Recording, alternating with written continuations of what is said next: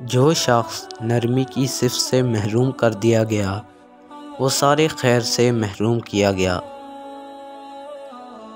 جب کسی فاسق آدمی کی تعریف کی جاتی ہے تو عرش اعظم کانپ اٹھتا ہے۔ بے شک بعض اشعار میں دانائی کی بات اور بعض تقریروں میں جادو کا سا اثر ہوتا ہے۔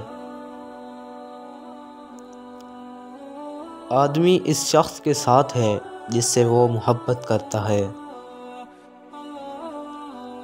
مومن کی فراست سے بچو کیونکہ وہ اللہ کے نور سے دیکھتا ہے۔ اللہ تعالیٰ جمیل ہے اور جمال کو پسند فرماتا ہے۔ صبر وہ ہے جو مصیبت کی پہلی ٹھوکر لگنے پر کیا جاتا ہے۔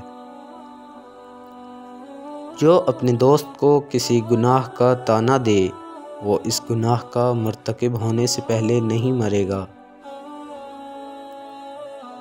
ایمان کے بعد بڑی نعمت نیک عورت ہے۔